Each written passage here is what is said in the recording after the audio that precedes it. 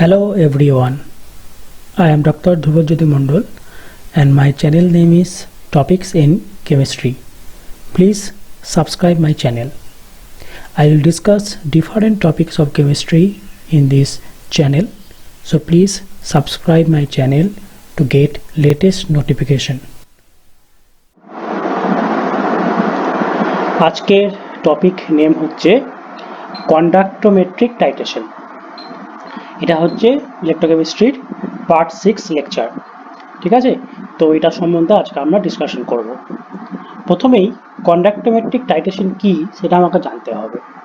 তো conductometric টাইট্রেশনের method এখানে দেখো আমি দিয়েছি যে it is a method where conductance of an electrolyte solution is monitored by means of a কন্ডাক্টোমিটার।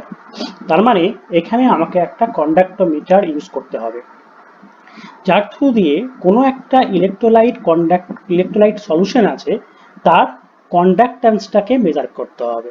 ঠিক আছে, তো এই জন্য আমার কি লাগবে, অবশ্যই একটা কন্ডাক্টোমিটার ইউজ করতেই হবে, না হলে কিন্তু আমি এই টাইট্রেশন করতে পারবো না। তার জন্য আমি এখানে দেখো একটা ছবি দিয়েছি, এটা হচ্ছে একটা কন্ডাক্টোমিটারের একটা ছবি, যেখানে দেখতে পাচ্ছ এখানে একটা সেল আছে। এই সেল থ্রু দিয়ে আমি এই সেলটাকে কোনো একটা ইলেকট্রোলাইট সলিউশনের মধ্যে ডিসলভ করব, দিয়ে এইটা আউটপুটে আমি একটা কি কন্ডাক্ট্যান্স সেটা কিন্তু মেজার করতে পারবো। ঠিক আছে, তো এইটাই হচ্ছে একটা কন্ডাক্টোমিটারের ছবি। এবার যা সাধারণত কন্ডাক্টোমেট্রিক টাইট্রেশনের দুরকম টাইপের হয়, একটা হচ্ছে অ্যাসিড বেস টাইট্রেশন আর একটা হচ্ছে প্রেসিপিটেশন টাইট্রেশন। তো আমরা আজকে ডিসকাস করব এইটা সম্বন্ধে, অ্যাসিড বেস টাইট্রেশন। পরের লেকচারে আমি বলবো যে হোয়াট ইজ প্রেসিপিটেশন টাইট্রেশন। এবার অ্যাসিড বেস টাইট্রেশন তোমরা করেছো দেখবে প্র্যাকটিক্যালে। অ্যাসিড বেস টাইট্রেশন যদি আমি সিম্পল করি তাহলে কিন্তু একটা ইন্ডিকেটর লাগে। এখানে কিন্তু কোন মনে রাখবে, যখন আমি কন্ডাক্টোমিটার ইউজ করব বা কন্ডাক্টোমেট্রিক টাইট্রেশন করব, আমাকে কোনো ইন্ডিকেটর লাগবে না। আমি সিম্পলি এই ইনস্ট্রুমেন্টের থ্রু দিয়ে বুঝতে পারবো যে কোনটা হচ্ছে অ্যাসিড বেস টাইট্রেশনের এন্ড পয়েন্ট।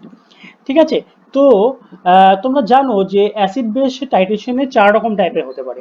একটা স্ট্রং অ্যাসিড স্ট্রং বেস হতে পারে, উইক অ্যাসিড স্ট্রং বেস হতে পারে, স্ট্রং অ্যাসিড উইক বেস হতে পারে, আর উইক অ্যাসিড উইক বেস হতে পারে। এই মোট 4 রকমের টাইট্রেশন হতে পারে অ্যাসিড বেস টাইট্রেশন। ঠিক আছে, তো আমরা জানবো আজকে সেটা হচ্ছে এই দুটো আমরা এই ফার্স্ট এই লেকচারে জানবো। একটা হচ্ছে strong acid versus strong base titration, আর একটা হচ্ছে weak acid versus strong base titration. ঠিক আছে, তাহলে চলে যাই পরের স্লাইডে। আমরা জানি যে what is strong acid strong base titration. তো strong acid versus strong base titration, এখানে আমরা ধরো একটা এক্সাম্পল কনসিডার করলাম, HCl ভার্সেস হচ্ছে NaOH। তাহলে তোমরা জানো যে HCl একটা স্ট্রং অ্যাসিড আর NaOH একটা স্ট্রং বেস। তাহলে HCl এর সঙ্গে যদি আমি NaOH এর রিঅ্যাকশন করি, তোমরা জানো যে এখান থেকে তৈরি হবে NaCl প্লাস ওয়াটার, অর্থাৎ HCl প্রোটন দান করবে আর NaOH OH মাইনাসকে দান করবে। এবার কি হবে, OH মাইনাসের সঙ্গে H প্লাসের রিঅ্যাকশন করে H2O তৈরি হবে আর এই সল্টটা তৈরি হবে। এবার এইখান থেকে এর যে কন্ডাক্টোমেট্রিক টাইট্রেশন যদি করা হয় তার গ্রাফটা কিরকম হয় সেটা আমরা এবার জানবো। তো ধরো তুমি এখানে তুমি নিচ্ছ, এটা হচ্ছে বুরেট। এই বুরেটের মধ্যে কি নিতে হবে, NaOH নিলে। ঠিক আছে, আর এখানে ধরো একটা বিকার নিয়েছো, সেই বিকারের মধ্যে তুমি একটা HCl নিয়েছো। ধরো আমি কথা বললাম 10 ml HCl নিয়েছো। এবার তুমি যদি সিম্পল অ্যাসিড বেস টাইট্রেশন করো, যেটা তোমরা হয়তো দেখবে ক্লাস 12-এ করেছো বা এখন BSc-তে করো, দেখবে যখন টাইট্রেশন করা হয় তখন দেখবে যদি আমি সিম্পল টাইট্রেশন করি তাই দেখবে এটা সাধারণত কনিক্যাল ফ্লাস্কের মধ্যে নেওয়া হয় এই শেলটা, এবং সেখানে তুমি দেখবে তোমাকে একটা ইন্ডিকেটর অ্যাড করতে হয়। এবার দেখবে যে যখন ইন্ডিকেটরের কালার চেঞ্জ হয় সেটা হচ্ছে কিন্তু এন্ড পয়েন্ট। কিন্তু আমরা এই ক্ষেত্রে যখন কন্ডাক্টোমেট্রিক টাইট্রেশন করব, আমি অলরেডি বললাম যে কোনো ইন্ডিকেটর ইউজ করব না। সেজন্য আমরা কি করলাম, সিম্পল HCl নিলাম আর বুয়েটের মধ্যে NaOH নিলাম। ঠিক আছে, এবং HCl এর অ্যামাউন্টটা ধরলাম 10 ml। এবার কি করব, আমি এখানে ড্রপ বাই ড্রপ NaOH এই HCl এর মধ্যে অ্যাড করব। ধরো আমি কথা বললাম, প্রথম 10 ড্রপস NaOH আমি এই HCl এর মধ্যে অ্যাড করলাম। যখন অ্যাড করব তখন কি হবে সেটা আমাকে জানতে হবে। যখনই আমি এখানে অ্যাড করব তখন কি হবে, NaOH এর সাথে HCl এর রিয়াকশন হবে, এবং রিয়াকশন হলে কি হবে, HCl এর কন্ডাক্ট্যান্স কিন্তু চেঞ্জ হয়ে যাবে, মানে H প্লাস এর কনসেন্ট্রেশন কিন্তু ডিক্রিজ হয়ে যাবে। কেন ডিক্রিজ হবে, কারণ H প্লাস এই OH মাইনাসের সঙ্গে রিয়াকশন করে যাবে, যদি ডিক্রিজ করে তাহলে কিন্তু কন্ডাক্টিভিটিও চেঞ্জ হয়ে যাবে। তাহলে আমাকে কি করতে হবে, যখন চেঞ্জ যেটা হলো, প্রথমে আমি একটা কন্ডাক্ট্যান্স, যখন আমি কোনো NaOH অ্যাড করিনি তখন একটা HCl এর যে কন্ডাক্ট্যান্স সেটা কিন্তু মেজার করলাম, তারপর 10 ড্রপস দিলাম, 10 ড্রপস দেওয়ার পর এই যে কন্ডাক্টোমিটার সেটা থ্রু দিয়ে এর কন্ডাক্ট্যান্স কত সেটা মেজার করব। এভাবে গ্র্যাজুয়ালি আমরা করতে থাকবো। এবার আমাকে রিয়াকশনটা জানতে হবে কিরকম টাইপের রিয়াকশন হয় এবং কিরকম টাইপের এর গ্রাফ হবে। তাহলে দেখতেই পাচ্ছ যে HCl হচ্ছে একটা স্ট্রং অ্যাসিড। কেন স্ট্রং অ্যাসিড বলা হয়, কারণ এটা কিন্তু খুব বেশি পরিমাণে H প্লাস সলিউশনের মধ্যে তৈরি করবে এবং এর অলমোস্ট 100% ডিসোসিয়েশন হয়ে যাবে। তার মানে দেখতে পাচ্ছ যে HCl থেকে আমি H প্লাস পেলাম আর Cl মাইনাস পেলাম। NaOH কিন্তু একটা স্ট্রং ইলেকট্রোলাইট, সে কি তৈরি করবে, Na প্লাস তৈরি করবে, OH মাইনাস তৈরি করবে। NaCl সেটাও একটা স্ট্রং ইলেকট্রোলাইট, সে কি তৈরি করবে, Na প্লাস তৈরি করবে, Cl মাইনাস তৈরি করবে। আর ওয়াটার কিন্তু একটা স্ট্রং ইলেকট্রোলাইট নয়, সেজন্য ওয়াটার যেমন ছিল তেমনই কিন্তু থাকবে। ঠিক আছে, এবার আমি গ্রাফটা দেখি। দেখো এখানে একটা গ্রাফ শো করা হয়েছে, এখানে স্টার্টিং পয়েন্ট হচ্ছে এ, গ্র্যাজুয়ালি সে কিন্তু সেই পয়েন্টগুলো গ্র্যাজুয়ালি ডিক্রিজ করছে, ডিক্রিজ করতে করতে বি পর্যন্ত ডিক্রিজ করলো, বির পর দেখতে পাচ্ছ আস্তে আস্তে সেটা কিন্তু ইনক্রিজ করছে অ্যালং বিসি। ঠিক আছে, তাহলে এই গ্রাফটা কেন এরকম হলো সেটা আমাকে জানতে হবে। তো দেখো প্রথমে আমি বলি, ফার্স্ট পয়েন্টে concentration of H plus decreases, so conductivity decreases. Already আমি বললাম প্রথমে আমাকে HCl ছিল 10 ml, 10 ml 10 ড্রপস তুমি NaOH অ্যাড করলে NaOH এর সঙ্গে HCl এর পুরোটাই রিয়াকশন হয়ে যাবে। তাহলে যদি রিয়াকশন হয়ে যায় তাহলে H প্লাস এর কনসেন্ট্রেশন ডিক্রিজ করবে। তাহলে প্রথম যখন তুমি অ্যাট 0 ড্রপস অফ NaOH, যখন কোনো তুমি NaOH দাওনি, সেটা হচ্ছে HCl এর ইনিশিয়াল পয়েন্ট, সেটা হচ্ছে HCl এর ইনিশিয়াল পয়েন্টটা হচ্ছে ধরো এই জায়গাটা।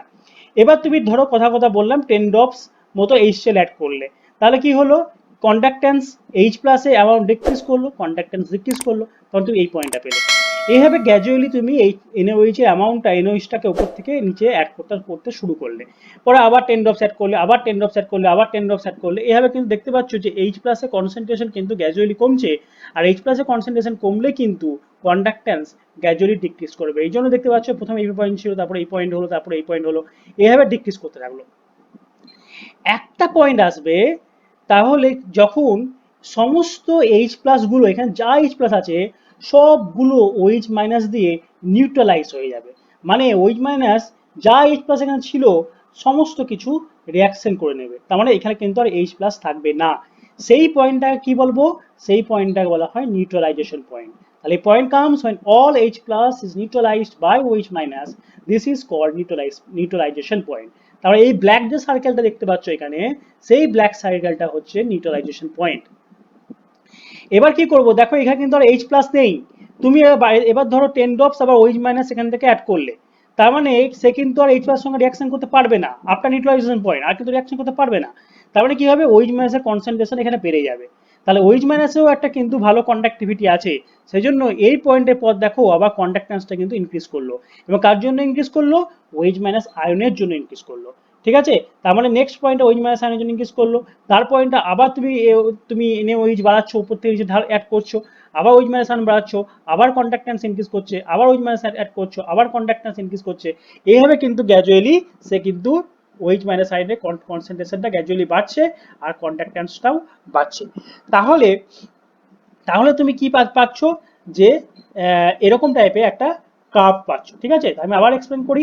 প্রথমে তোমার HCl ছিল, HCl NaOH এর সঙ্গে রিয়াকশন করলো, তাহলে যখন রিয়াকশন করলো H প্লাসের কন্ডাক্টিভিটি খুব বেশি, এর জন্য প্রথমে ইনিশিয়াল পয়েন্ট এখানে ছিল, যখন তুমি NaOH অ্যাড করলে HCl এর মধ্যে, OH মাইনাস H প্লাসের সঙ্গে রিয়াকশন করে ওয়াটার তৈরি করলো, তার মানে H প্লাস আয়ন কনসেন্ট্রেশন কমে গেল, গ্র্যাজুয়ালি কন্ডাক্টিভিটি ডিক্রিজ করলো, এবং তুমি দেখতে পাচ্ছ H প্লাসটা কিন্তু একটা Na প্লাস দিয়ে রিপ্লেস করছে। আমি যদি এই লেফট হ্যান্ড সাইডে রাইট হ্যান্ড সাইডে দেখি, দেখো H প্লাস কিন্তু এদিকে আর নেই, মানে H প্লাসটা ওই মানের সঙ্গে রিয়াকশন করে H তৈরি করেছে, মানে H প্লাস Na প্লাস দিয়ে রিপ্লেস হচ্ছে, তার মানে H প্লাস এর কন্ডাক্টিভিটি Na প্লাস থেকে অনেক বেশি। এই জন্য কি হয়, যেহেতু H প্লাস কমছে সেজন্য কন্ডাক্টিভিটিও ডিক্রিজ করছে। ঠিক আছে, আচ্ছা এবার তুমি গ্র্যাজুয়ালি উপর থেকে ওই মাইনাস অ্যাড করছো, করতে করতে কি হবে, ওই মাইনাসটা এই H যেটা HCl ছিল এই বিকারের মধ্যে পুরোটার সাথে রিয়াকশন করে যাবে। যখন পুরোটার সাথে রিয়াকশন করে যাবে তখন তার নাম দেওয়া হলো নিউট্রালাইজেশন পয়েন্ট। সেটা হচ্ছে এই পয়েন্টটা, বি পয়েন্টটা। বি পয়েন্টের পর কি হলো, আর কিন্তু সলিউশনের মধ্যে এখানে কিন্তু HCl নেই, তুমি উপর থেকে NaOH অ্যাড করছো, তার মানে NaOH এর কনসেন্ট্রেশন বাড়ছে।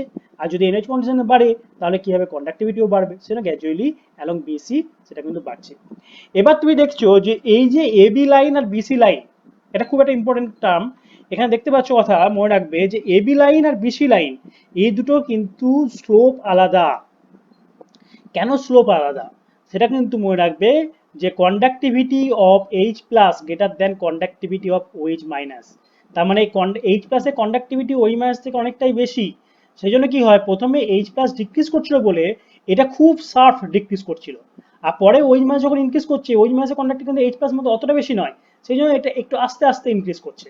ঠিক আছে, সেই জন্যই আমি বলছি, সেই জন্য এখানে এখানে বলা হচ্ছে so the decrease curve due to H plus, মানে ডিক্রিজ যে কার্ভটা হচ্ছে H প্লাস এর জন্য ইজ মোর স্টিপার, মানে এটা একটু বেশি খাড়া, এটা কম খাড়া, so it is more steeper than the increase curve due to OH minus, ঠিক আছে। তো এটাই হচ্ছে strong acid versus strong base titration. এবং এটা দেখতে পাচ্ছ একদম কিন্তু ভি শেপ কাপ হচ্ছে না, এটা একটু মানে একটু মানে পুরো ভি শেপ কিন্তু কাপ নয়, একটা ভি থেকে একটুখানি সরে গেছে, তাই না। এবার তোমরা বাড়িতে টেনিস প্র্যাকটিস করবে, সেটা কিরকম প্র্যাকটিস করবে, আমি এখানে বুলেটে NaOH নিয়েছিলাম, এখানে আমরা বুলেটে HCl নেবো, আর এই কনিক্যাল ফ্লাক্সের মধ্যে আমরা NaOH নেবো।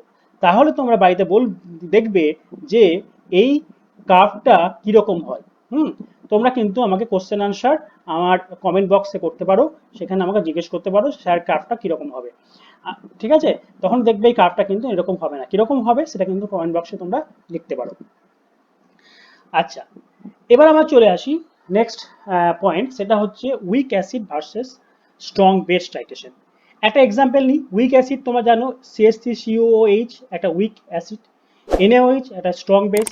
তাহলে এটা অ্যাসিডের সঙ্গে বেসে রিয়াকশন করলে একই রকম ভাবে সল্ট তৈরি হবে। সল্টটা কি CH3COONA sodium acetate plus water, এটা তৈরি হবে।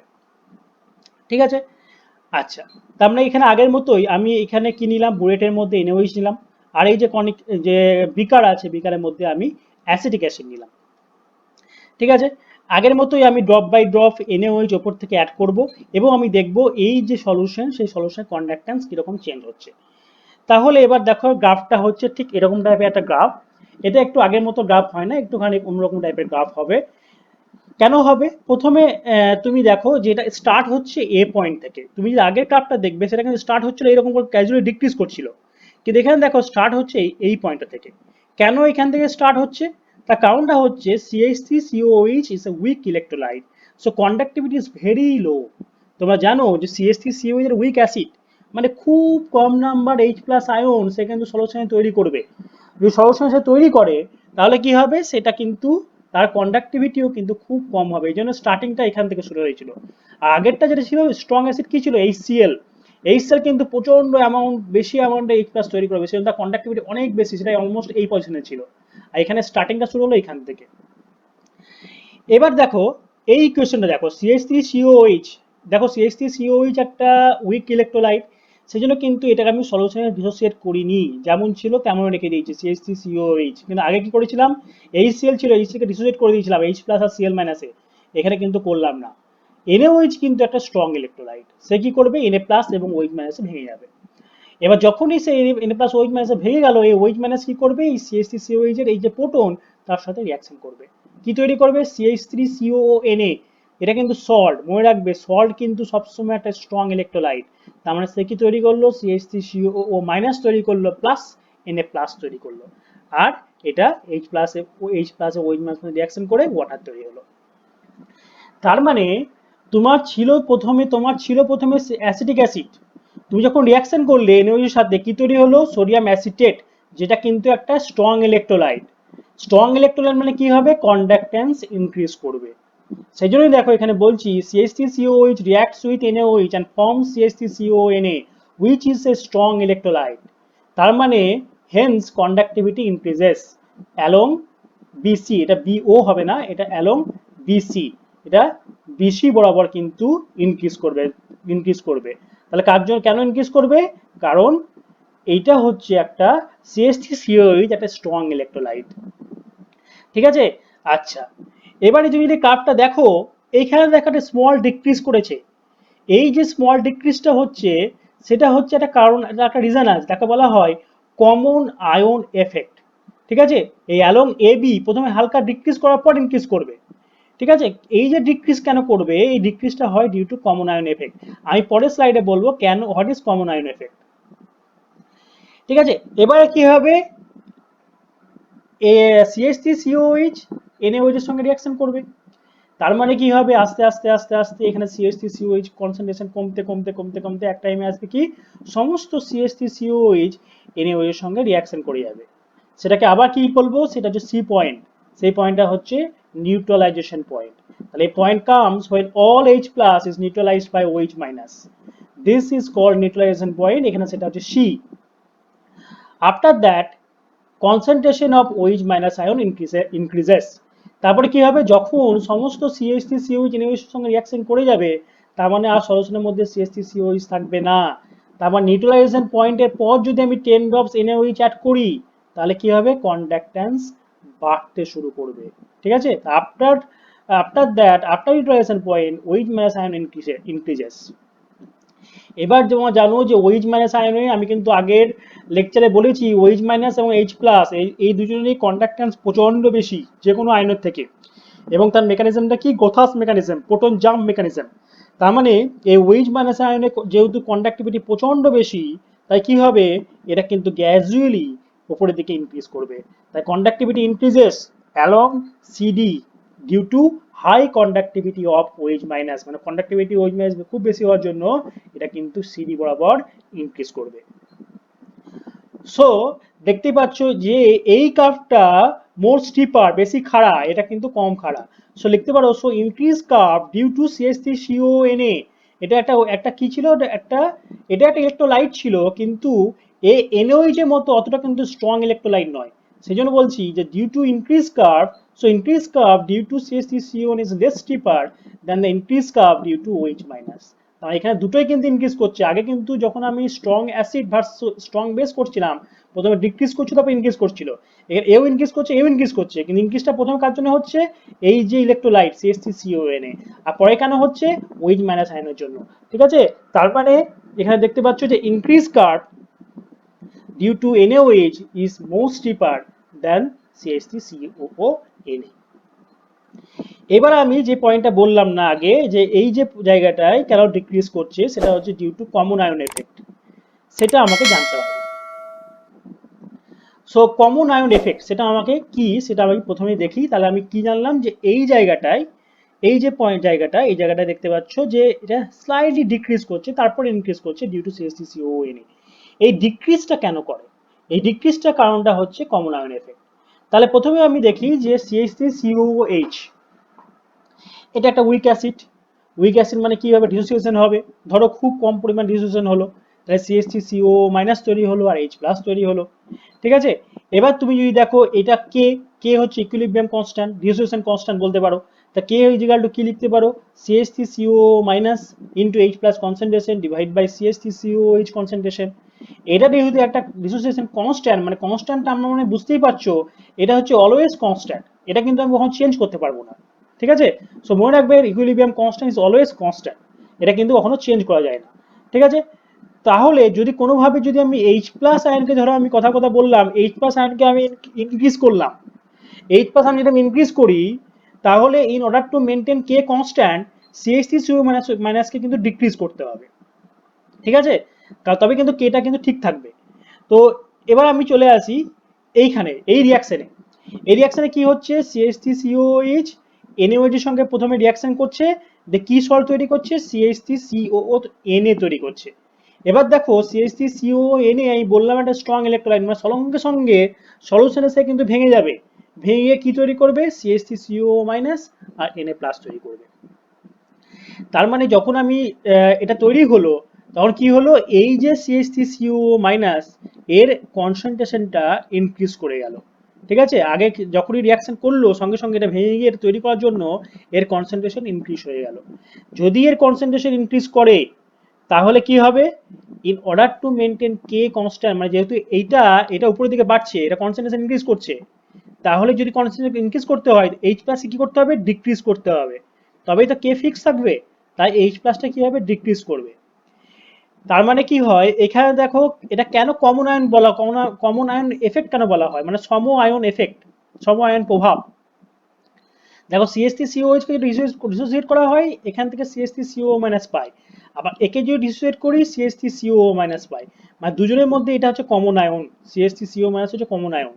তাহলে কি হলো, এর কনসেন্ট্রেশনটা ইনক্রিজ করে গেল, আর যখন এটা ইনক্রিজ করলো এটাকে ফিক্সড রাখার জন্য এইচ প্লাস ডিক্রিজ করলো।